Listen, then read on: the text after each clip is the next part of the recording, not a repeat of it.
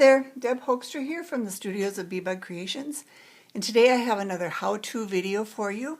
In this video I'm going to be showing you how to do the baby wipe technique. It's a great technique to use with your rubber stamps. It kind of gives you a tie-dyed or variegated look to your project. So what you need is a rubber stamp. In this case I'm going to be using Stampin' Up's very vintage leaf stamp set.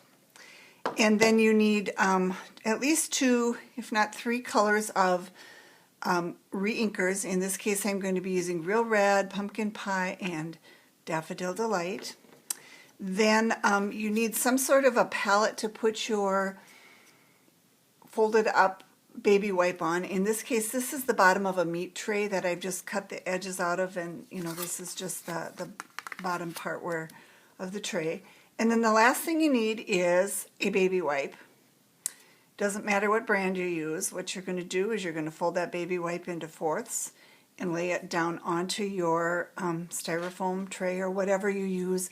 Another thing that might work well is maybe an old plate from the Big Shot, one that's really cut up. I don't know if a new one, if the ink would stain the plastic or not, but if you have an old plate, that would be a great use for it. So what you're going to start to do, take your darkest color, in this case mine is going to be Real Red, and you're going to put some drops of re-inker all over your color palette.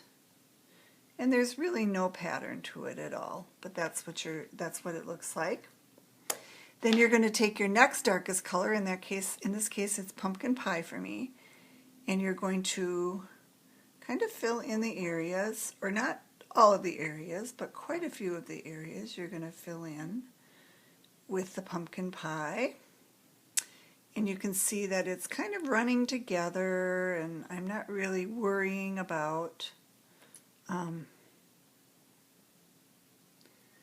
what it's looking like, but that's that. And then you're going to take your Daffodil Delight, in this case your lightest color, and you're going to, I'm dripping really fast out of this one, you're going to put drips kind of where the colors come together. And if you see any areas that don't have ink, you kind of want to make sure that they have ink on them. So there is my color palette all ready to go. So what I'm going to do is I'm going to be stamping a background piece. So I have just a piece of plain Whisper white cardstock here. And I'm going to be inking my stamp up, and then I'm going to be stamping onto my Whisper white cardstock. So here we go. I'm going to just place my stamp into the ink pad that I've created on the baby wipe, and make sure to push hard, and you can see here that it's inked up. I'm going to move that out of the way now. And then because I'm stamping a background here, I'm going to start in the center, and so then you just simply place your stamp onto your cardstock and ink it up, and there you go. You can see that it's variegated, kind of tie-dyed. It's very pretty.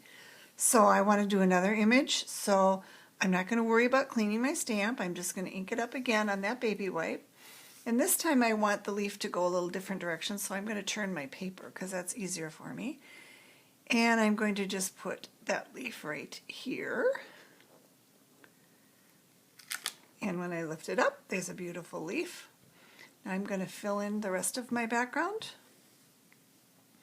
So I'm going to fill in this area here with this leaf.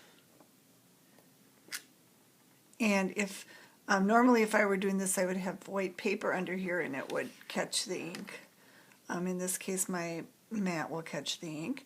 So here again, I want to stamp there. And then I want to fill in this area here.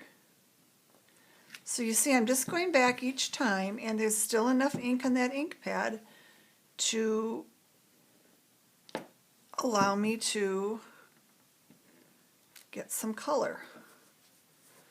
And then it looks like here I need a little bit of color on this corner here, and maybe a little color there, and there we go. We have a beautiful background piece ready for my card project. So that's it. That's what you do for the baby wipe technique for inking your stamp. So again, you need re-inkers and baby wipes and a stamp, and you're good to go. Thanks for joining me. Hope you enjoyed it.